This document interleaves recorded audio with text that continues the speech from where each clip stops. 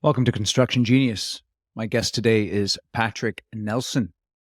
His work is motivated by his personal mission to inspire others and influence the future, and this mission was born out of his experience as a paratrooper in the U.S. Army, where he led soldiers during 3 combat deployments in Iraq and Afghanistan and earned a Bronze Star Medal and a Purple Heart. During one of his deployments, his failure as a leader led to one of his soldiers being killed in combat, while he was only peppered in the back with shrapnel. And this life-changing experience set him on a path to help others not repeat his same mistake. Today's conversation, I think you'll find quite insightful, particularly as it comes to issues of leadership, safety, holding yourself accountable, influencing others, adapting your leadership style for the benefit of others. And there's a bonus in here that I think you'll find quite interesting when it comes to overcoming a deep addiction to opioids. So make sure that you listen carefully for that. There's some hope for anyone who might be listening today who is struggling with addiction. So enjoy my conversation with Patrick Nelson. As always, share it with other people that you think would benefit from listening to the chat. And thank you for listening to Construction Genius. Let's dive right in. This is Eric Anderton, and you're listening to Construction Genius, a leadership masterclass. Thomas Edison said that genius is 1% inspiration and 99% perspiration. If you're a construction leader, you know all about the perspiration, and this show is all about the 1% inspiration that you can add to your hard work to help you to improve your leadership.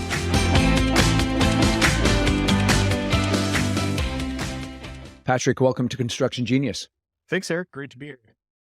That's awesome. Please introduce yourself to the audience. Tell them a little bit about yourself. Yeah. Hey, everyone. My name is Patrick Nelson. I am the founder and CEO of Loyalty Point Leadership, a small leadership development consulting firm. And I have the honor and privilege of being able to speak with a variety of organizations and industries across the world, inspiring their employees to speak up, to have courage, and to influence the future. So I've talked to, many folks who've been in the military. I've had a former Navy SEAL who was, on the ground, one of the Jocko's guys on the ground in Ramadi and all that kind of stuff. So tell us a little bit about your background in the military, how you got into it, what that was like. Yeah. So like a lot of people at that time, I was 3 weeks into my first semester at a small community college in rural Minnesota when 9/11 happened. Really wasn't going anywhere in life.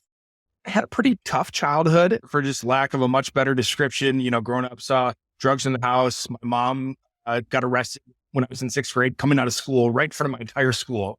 Nice. And good job, not the Mom. best background. I wasn't really going places in life. And 9/11 happened 2 days later. Like many people, dropped out of college, joined the Army. And I was stationed about 4 years in Italy, almost 3 years in Germany as a paratrooper, did Iraq for 12 months, Afghanistan for 12 months, and then Afghanistan again for 15 months on my last tour. But it was that first deployment to Afghanistan. It was June 8th, 2005.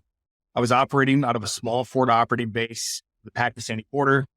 We're going to resupply some ammunition by a Chinook helicopter. Right before we rolled out to the landing zone, my soldier, Emmanuel Hernandez, had hopped in the back of our Humvee. And I turned around and I noticed he didn't have his helmet on. So I literally opened my mouth to really yell at him. And of course, I realized that, I don't have mine on either. It's obviously kind of hard for me to say something if I'm not doing the right thing. The same thing. Helicopter landed, group of 10 of us stepped over to the side of the aircraft, and a 107 millimeter rocket landed right next to us. Unfortunately, Emmanuel and another soldier was killed. He took shrapnel through his head. I was peppered in the back, some shrapnel, some small holes, very, very minor compared to everybody else. And it's one of those situations where I really beat myself up for a long time after that incident. I tried to drink my problems away. I tried to wash them away with pills. I was addicted to Vicodin and morphine for 5 years. It's a miracle that I survived that. Of course, that works. Those only serve as accelerants for challenges I was already facing. But again, thankfully, I've learned I can take this story and inspire others, and I can influence the future. So let me take you back then. It may seem like an obvious question, but why did you want to join the military after 9/11? I felt it was my opportunity to do something. Right. Again, I grew up in rural Minnesota. I didn't have a lot of exposure to the rest of the world. And I felt it was my opportunity to get out there and do something. In fact, I was 18 years old in my life, ready to go out there. I was a fit individual. I could go serve my country. And I saw it as a great opportunity, again, like many people did. And you joined the, you said the paratroopers? Correct. I was very fortunate to be stationed with the historical 173rd Airborne Brigade based in Vicenza, Italy. And why paratroopers? Why not some other branch of the military? Well, I'll tell you what's interesting is when I joined, I actually first got sent to in Germany that didn't even have my job, the technical aspect of my job, which is field artillery. I show up to this unit, they're like a rocket launch unit. And so since they didn't have my job, they assigned me as the colonel's driver. Now, I didn't drop out of college after 9/11 to, drive a colonel around and make sure his coffee was hot. I was at a training exercise one in Germany. I saw these guys parachuting out of the back of a helicopter. And I looked up, I was like, that's the stuff I want to do. And thankfully, my first sergeant was right next to me. He had all the right connections, and I was able to get down to that unit. Oh, that's great. So what was the parachute training like? Was it demanding? Was it easy? You get different stories. How did you respond to the challenges of that training? Yeah, it was pretty easy. I like to say, look, airborne school is 3 weeks long. It's held down at Fort Benning, Georgia. After the first week, they separate the boys and the girls and the women. Then after the second week, they separate the men and the women from the fools. And the third week, the fools jump out of the airplanes. Now, yeah, right. the first week of airborne school, it's known as ground week. It's a lot of very basic classroom type instruction. And I'll just never forget one of these first classes. The instructor's up at the front of the room. He's letting us know when you exit out of a C-130 aircraft, count to 4, and your main parachute should open up. And if for some reason it doesn't, immediately activate your reserve parachute. This young soldier at the back of the room, fresh out of basic training, real young kid, real eager. He's bouncing out of his seat, he's in his hand. He's like, Sergeant, how long do you want me to count for my reserve parachute to open up? And the sergeant just looked at him and said, you got the rest of your life, to get that reserve parachute to open up. That's interesting. Now, when you went to Iraq first and then Afghanistan? That's correct. Yep. So how much combat did you see while you were there? We fired the first rounds in combat for our brigade since the Vietnam War. Actually, my section did. That was April 6, 2003. And then it was pretty much combat from then on out. For Iraq, it was part of the initial invasion right away. We came in from the north, and then it was 12 months there where it was just kind of the Wild West, honestly. I can't think of a better way to describe it, because it was really the beginning of, we had the invasion, and then it was a very brief sort of lull, and then it was the buildup of the insurgency that we saw in the years afterwards. And then we went to Afghanistan, and I saw more combat in Afghanistan in those first probably 4 months than I saw even in the 12 months I was in Iraq. Right. But at the time, Iraq was sort of the sexy war that was getting all the attention in the media and everything. Afghanistan, there wasn't as many troops compared to Iraq there. It wasn't getting a lot of attention, but I certainly saw much more combat in Afghanistan than I did in Iraq. What was the fundamental cultural difference between Iraq and Afghanistan interacting with the people there that you noticed? Oh, dude difference. Not a lot of interaction from my experiences with the population during my deployments to Iraq. Actually, during Afghanistan, first one to Afghanistan, I maybe saw a total of 15 or 20 civilians my entire time there. We're out in the middle of nowhere on the Pakistani border, and we didn't really interact with the local population. When I was in Iraq, it was all the time walking the streets, going on patrols. We lived in a safe house in a neighborhood. We had neighbors who were Iraqi, literally right across the fence from us. The kids would come up to the fence and ask for candy and all this kind of stuff. And we'd go walk through the markets and the bazaars and all that kind of stuff. What are some of the fundamental misunderstandings that Americans have about either Iraq or Afghanistan culture and society that hinder us from executing a mission there or blind us to the realities of life on the ground? That's a really great question, Eric. So you're not doing this, but Iraq and Afghanistan, two very different countries. Yeah, I understand that. Iraq, you've got the Sunni and the Shia, and then you've got the Kurds in the north, and also a very small population of Turkmens. Yep. And so, working with those different groups is very challenging. And at the same time, like these people, they just want to go about their day. I don't think inherently hold hostility against America or Western countries. But at the same time, when you have somebody coming into your country, for lack of a much better word, screwing things up based on how their normal life was under Saddam, which wasn't great. They'll readily admit that. Right. Kind of throws your life for a curveball. There's bombings, all this kind of stuff. It's very difficult. While Afghanistan is very tribal. I couldn't even list all the different tribes that exist there. And Afghanistan, those people, all they've known is war. Yes. From the Soviets in the 80s to the Taliban takeover in the early 90s to the US and the coalition forces coming in. These people are 100% survivors. They will do whatever it takes to get by. And they work both sides of it during the conflict. Again, these are from my experiences. No, it's fine. Yeah. They want to get well projects and utilities and road projects from the US, but at the same time, they get threatened by the Taliban and again, it's not only the Taliban there or even Al-Qaeda. There are so many different factions of enemy that we were fighting over there. It was hard for me to even keep up. And I'm sitting there reading all these intel reports and everything. It's very much a different beast. And the people there are just kind of caught in the middle. Do you think that the stated American policy of creating a space for democracy, quote unquote, both in Iraq and Afghanistan was naive?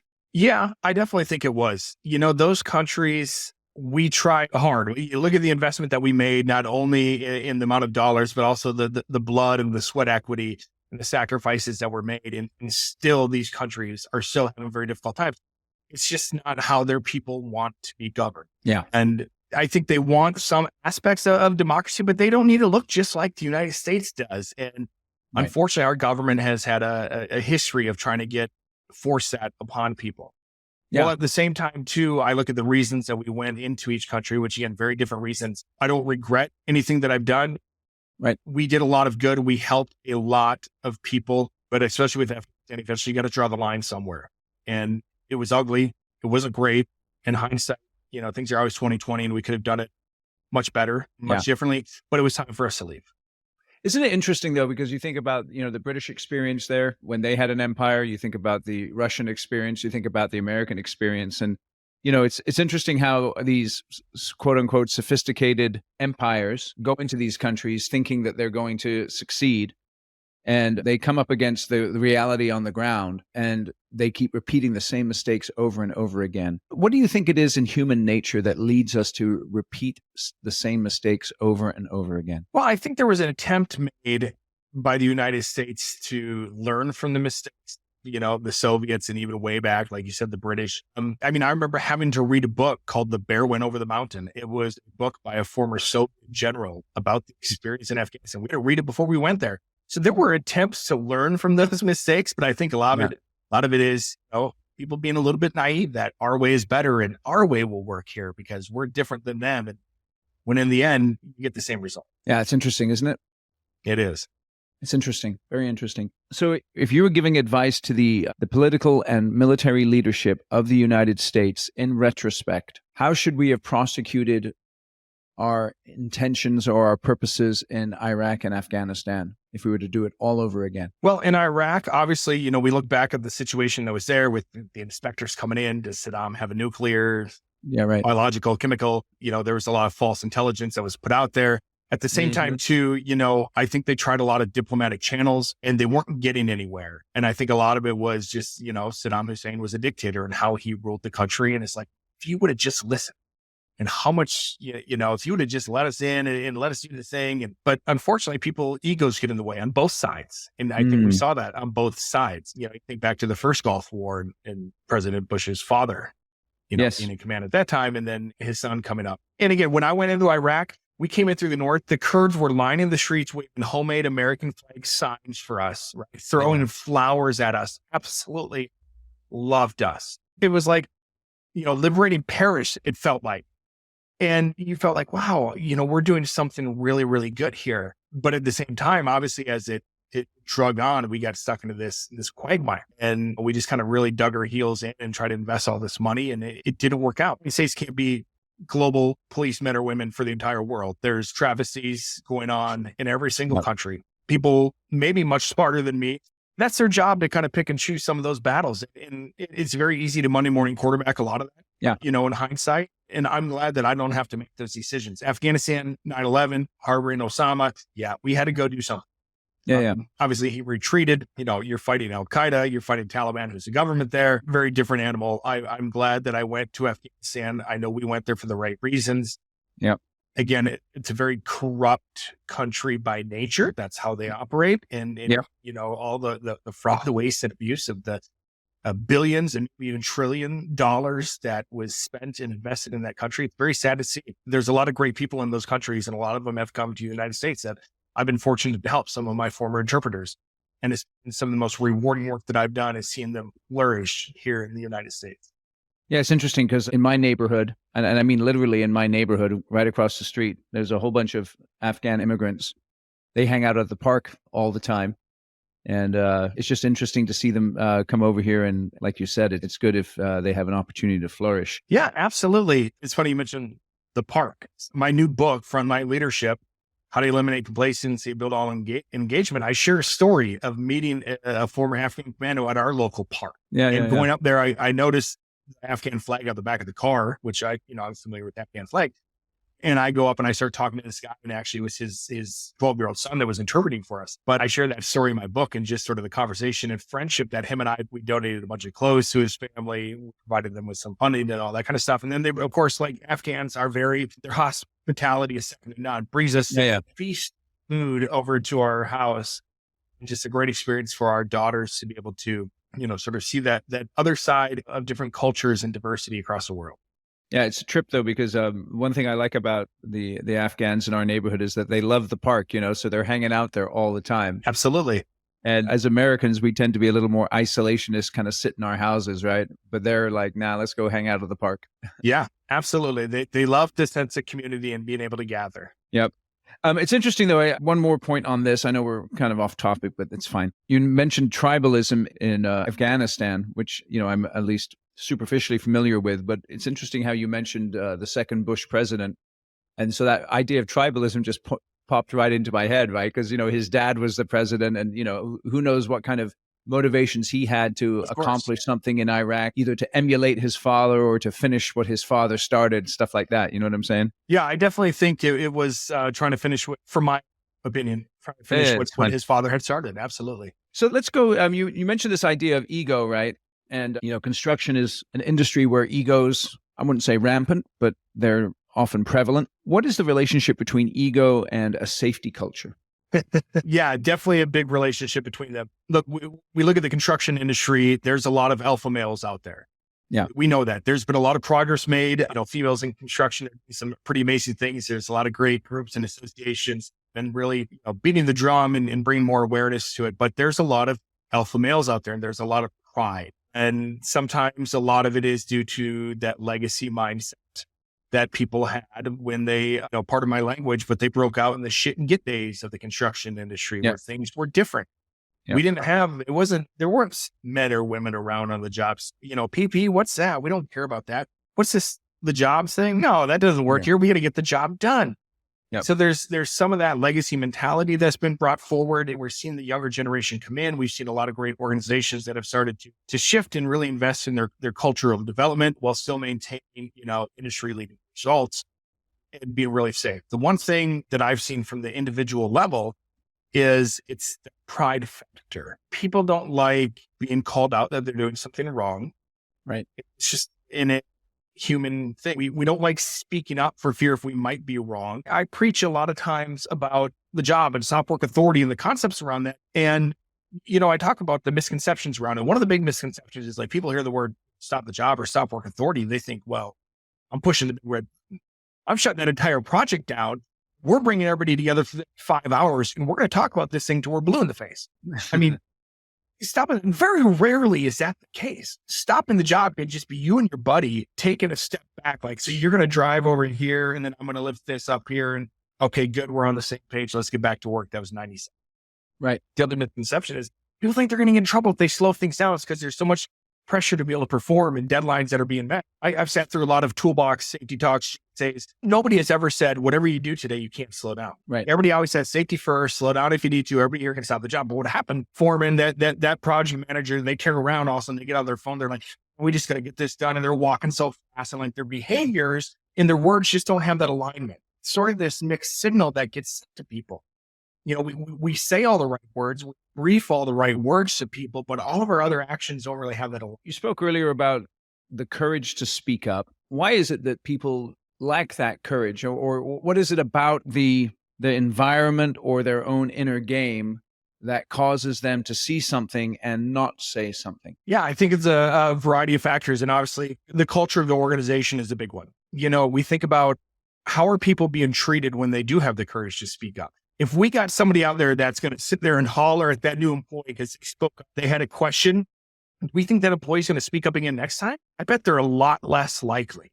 And so again, it's not a new concept, but bringing this factor of care into the construction industry where people actually genuinely care about each other and they express it. Look, I'm not an OSHA type safety person. I can't talk to people about trenching or working at heights or lockout type. I don't know any of that stuff. I look at it from a leadership standpoint, but I know that the research clearly shows 99.1% of all safety incidents are preventable. Right. Save that lone act of God that's out of our control. We obviously still have incidents, and I'll ask people, I say, tell me the reasons. And of course they say, well, we already know. Complacency, shortcuts, distractions, fatigue, lack of training, lack of resources. I tell them, raise your hand if you've ever been guilty of one of those. Every hand goes up. We've all done it at least once, right? So again, just stop there. That's interesting. What are those? Complacency? Tell me those again slowly. Complacent, shortcuts, distraction, fatigue, lack of training, lack of resources. I mean, the list goes on and on. Everybody knows why they happen. The challenge is, look, we've all done it, but we've all taken the shortcut at least once, but we've been lucky. We're relying on a luck strategy. And that's what I did in Afghanistan with my personal story. Because guess what? We've done it like that 100 times before out there without our helmets on. Nothing's ever happened, but you're playing with luck. That luck's going to eventually run out if you keep doing it. It may not happen tomorrow, may not even be next week or next year, but if you continue to operate like that, that luck will eventually run out. Honestly, I just don't want people to find out. I don't want them to find out the hard way like I did.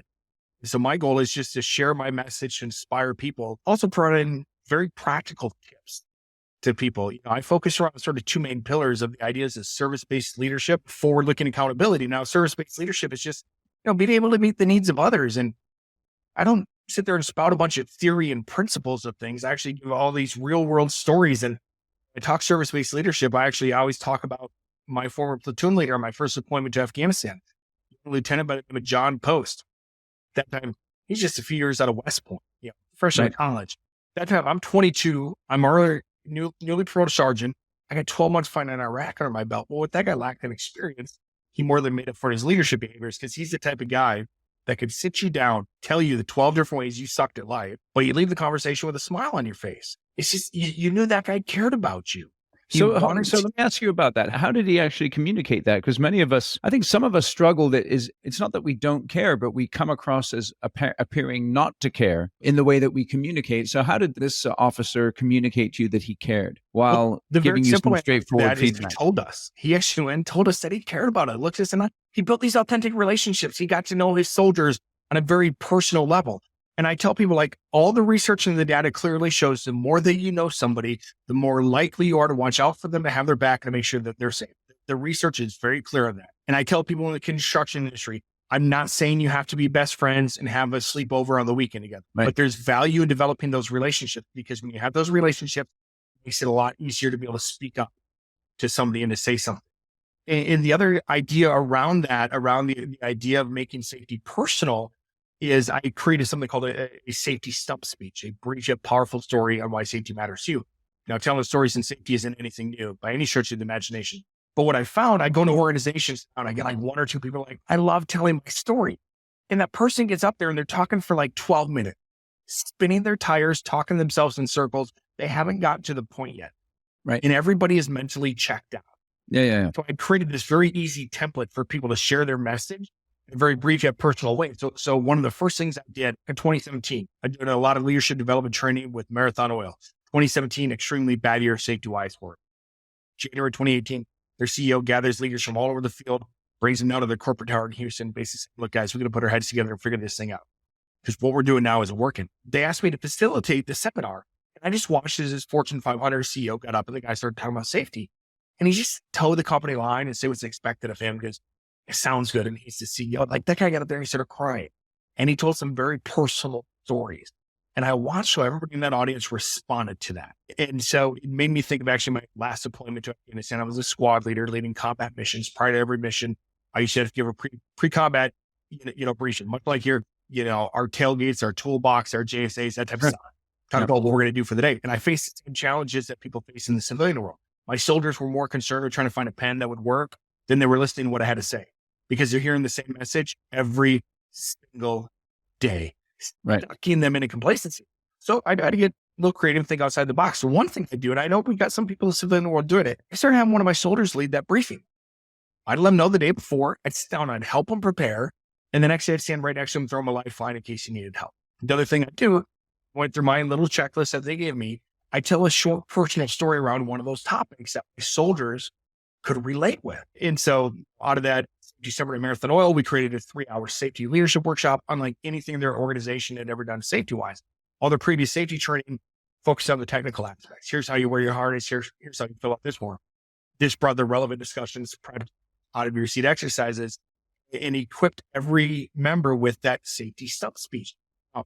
We roll this out to the entire organization at Marathon Oil. At the field level, is 99% male dominated. They call themselves roughnecks. They work on oil rigs. They'll tell you they're not the most approachable people in the world. They come into the training, they put the spit bottle on the table, they cross their arms. They don't want to be there. It's not their first rodeo. I get up at the front, do my little song and dance, and I say at the end, each and every one of you is going to get up here and you're going to get to share your story as well. And you can imagine how excited these roughnecks are, because who doesn't love being forced to stand up and talk in front of others? Nobody. So let me ask you a question about this stump speech. You said you gave them a template for that. Describe the template, please.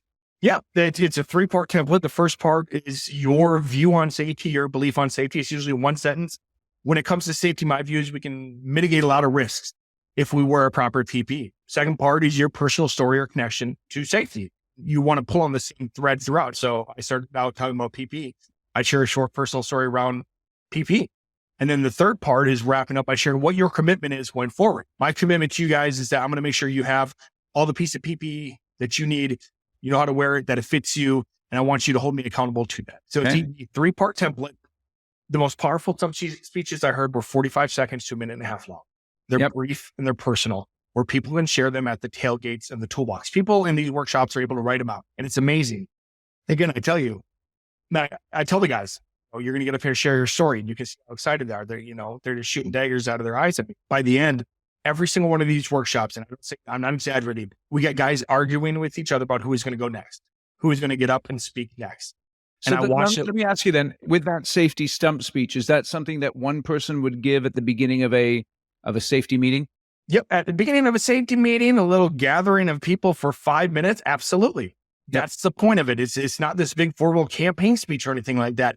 It's just an opportunity for people to build those personal connections. And, when these black hats, roughnecks got up there and they started talking about safety, like they get up there and tell their story. They look their colleagues in the eye and they'd say, I care about you. A lot of them shed tears. Right. Like that's the kind of stuff, in my opinion, as an outsider for safety, that's going to help you move the needle. It's not the end all be all. It's another great tool in our safety leadership toolkit. And the Marathon Oil story is a great case study, because since 2017, they've seen a great reduction in their total reportable incident rate. And I've been very fortunate to continue to work with them to this very day. And they just have this strong, mature safety culture where, leaders are visible. They're out in the field. They're talking. They're getting to know people. They're still doing their great safety training around the technical aspects, but they also focus on the culture of it as well. Hey, this is Eric. Quick break to remind you about my book. It's really interesting. I was chatting with one of my clients about Construction Genius, the book here. The thing that he really likes is that the tactics, tools, tips, strategies that are packed in here are real life to construction, and they resonate deeply with him. And so what I want you to do, if you haven't bought this book yet, you need to buy it. Go out to Amazon. There are $20 each, $19.99. Purchase a copy for you and your leadership team.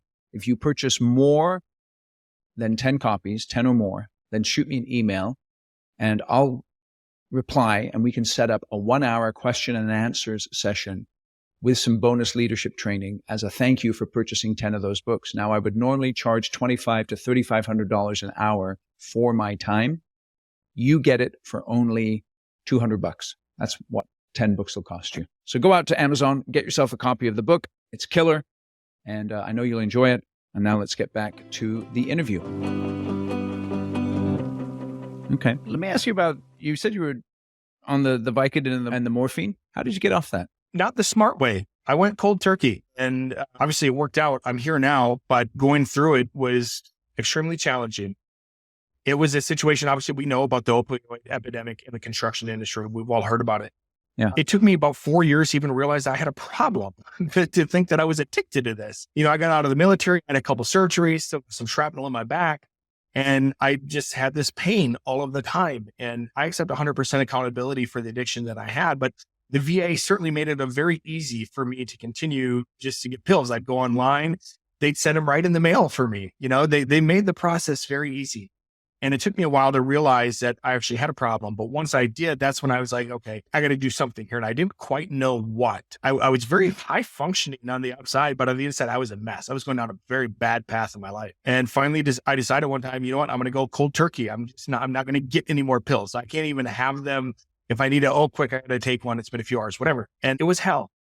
It was extremely hard. I was actually in a hotel room on my first night. I was laying on the floor, just like writhing, like it just felt like my skin was crawling.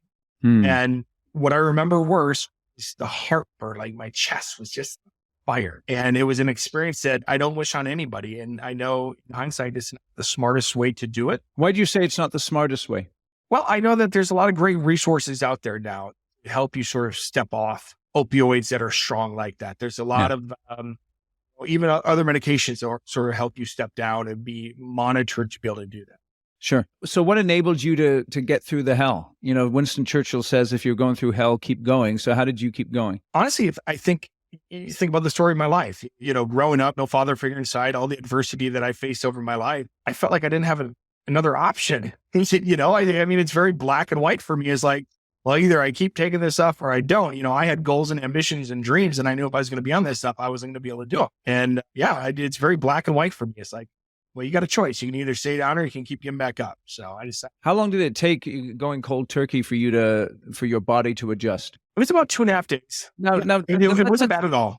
So that's the thing, right? So I think because if anyone's listening to this, whatever you're addicted to, it doesn't take that long for the body to adjust, right? Right. Yeah. 2.5 pages of some really crappy stuff for a renewed outlook on life, better health, 100% worth the investment. So that's one thing I just, I want to make a note of that to anyone out there who is struggling with an addiction. Your body is remarkable, and, your body chemistry can change relatively quickly, and that can help you to, you can overcome these things. And obviously, like you were saying, Patrick, there are different ways of going about it, from cold turkey to the step down and all that kind of stuff. But just something for people to keep in mind. Let me ask you, from the military, sounds like you were an NCO. Were you ever an officer? No, I got out as an E6, a staff sergeant. Okay, staff sergeant. So when I think of someone who's an NCO, the analogy in construction would be like to a superintendent, right? Yep. Someone who's in the field, leading guys. What are some of the key leadership lessons you learned in the military that you think translate well into construction? I know not all of them do, but which ones do? Yeah, look, you got to be able to lead yourself first if you expect people to follow you. You better have your own house in order. Yeah. That's about doing the right thing, having these high levels of self-awareness, of understanding, not only what your strengths and weaknesses and all that stuff are, but it's also understanding how do you impact those around you? What are some of those, uncovering those blind spots that you have? I like to use the analogy of, I don't know, Eric, if you're a fan of the TV show The Office, but Michael Scott, Sure. I like to use him as somebody who lacks quite a bit of self-awareness. That man quite doesn't understand the impact that he has on those around him, and how he sees himself is a lot different than how others see himself. One is just, you uncover that through open lines of feedback and communication, and having high levels of trust and vulnerability with people. So it's developing those authentic relationships. It's knowing yourself. It's understanding and accepting that I don't care what rank you are, what your position on the organizational chart is. We all have weaknesses and limitations and things that we're not good at.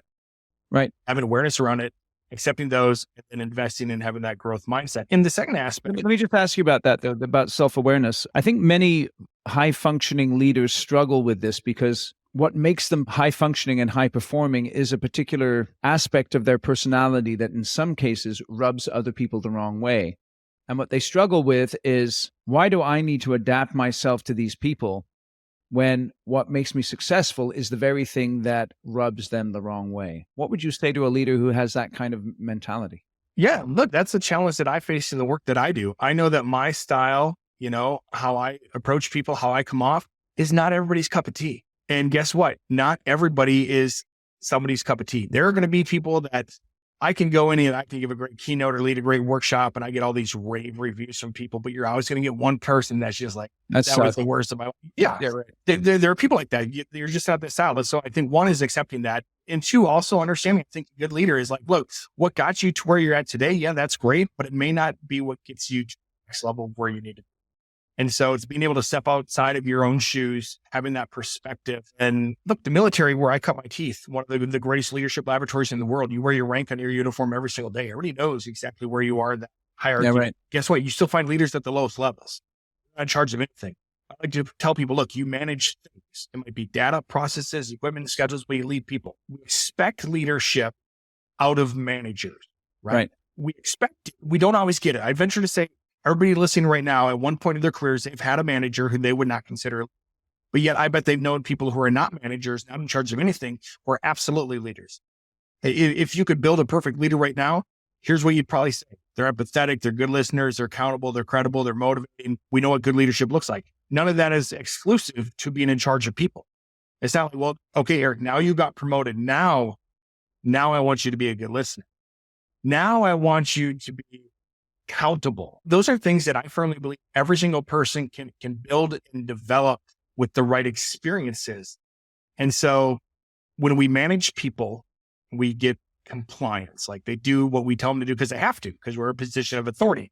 But what a leader really gets is they tap into that discretionary. They lead through influence and they get that extra effort that people are going to give, not because they have to, but because they want to. Isn't that many times that discretionary effort, though? It's interesting because some of these things are innate to a leader and they seem to be difficult to learn. Either you have them or you don't. Is that correct or am I off base there? Maybe a little bit off base. So again, I'm a leadership geek looking at stats, data, the research. Yeah. The University of Minnesota, my home state, has a center for the study of twins. Started back in 1979. One of the first studies they've done, they took twins who were separated at birth, identical twins separated at birth, longitudinal study, followed them for years and years and years, well into their adult. Yep. They're continuing to enroll participants to this day. What they found is that 30% of what people identify as making somebody a more effective leader are things that we inherit in our DNA. Sure. It's proven it. Everything from good looks to charisma to your height to even to your IQ to a certain extent. Science is proven with the DNA. Now, thankfully, for those of us that missed out on the DNA lottery like myself, we got the other 70% we can rely on. Mm-hmm. Things that we can grow, develop, and get better at. And I think everybody has that opportunity, but I think it's how people seize that opportunity to actually do something with it. Not everybody is cut out to be a great leader. Even though we can all learn and develop and grow to most of the attributes, doesn't mean everybody's going to be able to do that. I think there is, whether we want to call it grit or that it factor that people have that's going to help them rise above the rest. But there is something that sets people apart, that, they seize opportunities and they're also proactive. And I think that's one of the biggest things that I really communicate to people when I'm talking just regular leadership, not safety focus, is being proactive out there and doing things that might be outside of your comfort zone that, hey, I might fail at this, but I'm going to learn a heck of a lot. This is going to be a huge growing opportunity for me right here. And a lot of times those situations, you got to be proactive with them. It's not going to be the phone ringing and your boss saying, hey, I got this great opportunity for you to go do something over here. Sometimes you got to be proactive and you got to go ask for those situations. You have to go find them. You got to find them yourself. Let me ask you this. You mentioned charisma earlier. What do you mean by charisma? What is charisma? Yeah, that's, I certainly don't know the dictionary definition, but I think charisma is just that way that people carry themselves and how they relate to other people. It's the energy that people have and their ability to be able to communicate. And I think sort of draw people into them. And you think of like a group of young kids, maybe 4 or 5-year-olds, you can always pick out the 1 or 2 kids that are sort of the leaders of the pack that those other children are sort of drawn to. Right. And there's something about that kid that sort of sticks out and draws those others too. Yeah. Interesting. So going back to your military experience, what are some leadership principles that you learned in the military that are not applicable in the civilian world? Because a lot of times people want to wholesale take everything from one arena and plug it into another, and it just doesn't work. So tell me about that. Well, that's because they don't understand the idea of having these flexibility. I firmly believe the principles that I learned are completely transferable to the civilian world.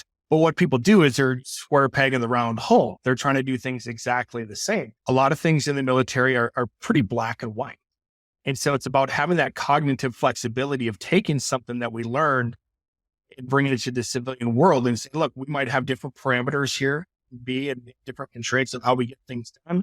But I think the basic principles still apply. And one of the concepts that I think a lot about is this idea known as forward-looking accountability. Now, traditional notions of accountability are sort of mirror focused. Like, if somebody does something wrong and, we're going to point the finger at them and they are going to get in trouble for it. That's a lot like our judicial system, and rightfully so. Forward-looking accountability is having this mindset of not pointing the finger at somebody else, but is pointing the thumb back at you. And that was something I learned in the military. So I learned a couple hard lessons on accountability during my time in the Army. So I got promoted to the rank of sergeant between my deployment to Iraq and my first one. And we're actually up in Germany training. Been there for about a month and a half. Where in Germany were you? So at that point, we were up in Grafenwöhr, Germany, eastern part of Germany. Okay. So when we got back down to Italy, my buddies and I, we want to go and celebrate this big promotion of mine. And we had a plan. We had a designated driver. And we went and just tore that town up. Well, coming back that night / early morning, I'm pretty inebriated in the front passenger seat. And I wake up to flashing lights, the Italian Carabinieri, Italian police, random checkpoint. But I'm not worried because, we got a DD. Turns out our DD did not have an Italian license. So we get detained by the Italian Carabinieri, who call the military police, come pick us up, bring us back to base, wake up our commander for certain in the middle of the night, said, you got some knuckleheads here. And I got hit with Article 15, field grade Article 15, which is non-judicial punishment. And so I was living in an apartment in the city of Vicenza, Italy, had to move back into the Army barracks, restricted to base for 45 days. I had 45 days of extra duty. I'm working 5 a.m. till midnight for 45 days straight. They took a half month's pay away for 2 months, and they normally take your rank. They demote you. Well, my commander actually went and fought for his commander for me to keep my rank, which is just virtually unheard of. At that time, I had a real hard time understanding. I'm not the one driving the car. Why am I getting, the most severely punished? That's not my fault. That's his fault. Right. But again, that's not leadership and that's not accountability. And so that prepared me for a situation where the stakes were a little bit higher. So you got a severe punishment because you were the ranking person there. Is that the idea? Yeah, it was my responsibility. Right. Yep. Right. Absolutely. Okay. Yep. Okay. And slow down a little bit when you tell these stories, by the way, because they're good, but you're talking real fast. Oh, sure. I didn't know if you're short for time. Sorry. No, you're good. Don't worry. I'm not short for time. It's good. Okay. And so that prepared me for a situation where the stakes a little bit higher. Summer 2007, I'm sitting up at a small observation post in the mountains, northeast Afghanistan. I don't know. Have you ever seen the movie The Outpost? Heard about it? The documentary? That's where Strepo. I saw it was Strepo. Yeah. So that was my brigade on our last deployment to Afghanistan. Oh, wow. So you're, that's pretty trippy. Yeah, that's quite I'm sure that was I wasn't intense. in that documentary, but I was stationed to the north there. But Outpost is an actual Hollywood movie based on this place called Top Keating. I'm in Outpost Keating. So anyways, I'm sitting up at this observation post in the mountains of northeast Afghanistan, summer 2007. No running water, no hot chow, 14 soldiers up there, and I'm the highest ranking. So I'm the boss. I'm in charge. Right. And our mission was twofold. We served overwatch over the valley below, and we had this intent that allowed the two bases that were in east side of the mountains to be able to communicate due to the geographical interference. And with a small 5K generator, kept the batteries and the antenna powered up. So every once in a while, a Chinook helicopter would fly in with a 500-gallon fuel blivet sling loaded underneath, hanging from a rope, tractor tire. And now we're literally on a mountain. So our landing zone is flat, but it's not level. Right.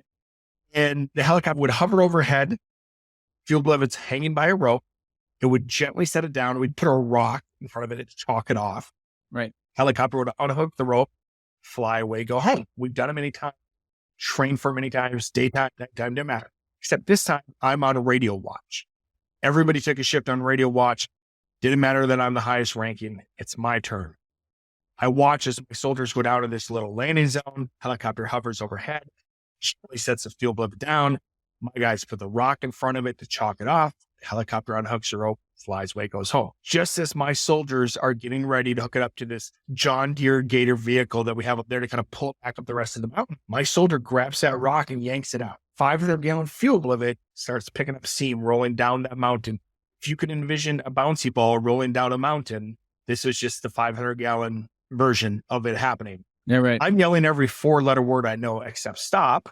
Right. And, I mean, halfway down the mountain, it bursts open. If that would have been early on in my military career, I probably would have hopped on that radio so fast and would say, yeah, Eric pulled all the rock from under it. That's his fault. Right. Right. Because come on, you can't put that one on me. But again, that's not leadership and that's not accountability. I learned it's not about pointing the finger, it's about pointing the thumb. Like I had to look inside. There were things that I could have done differently that may have prevented it from happening. Right. That's good. Look, I could have just got my guys together right before it. Look, guys, we've done this 100 times, but here's the task. And I didn't do that. Right. I could have made somebody take my radio shift. I had the authority to do that. So I could have been now there supervising, and I didn't do that either. So I had to hop on the radio, let them know I lost the fuel. It's my fault.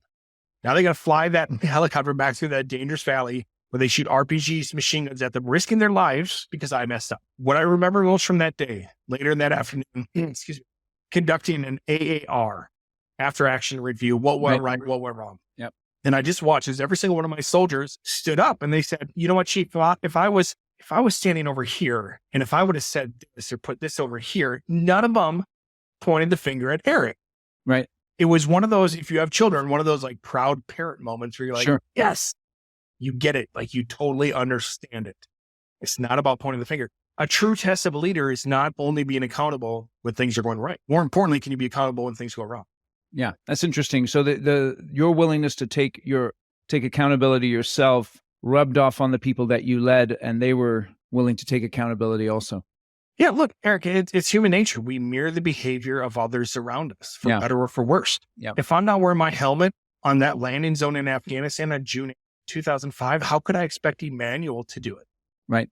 The good news is it works for good stuff as well. Yeah, and that's great. That's great. So Patrick, tell us a little bit more about yourself. I know you have a book that you have published, and how can people get in touch with you? Yeah, I'm very fortunate. My first book just came out recently. It's called Frontline Leadership, How to Eliminate Complacency and Build All-In Engagement. It's got all the stories you heard today, plus a ton more. A very inspiring book, but at the same time, also very practical. Every chapter ends with some very practical tips and challenges where people actually take something away and do something with it. You can find it on Amazon, Barnes & Noble, anywhere books are sold.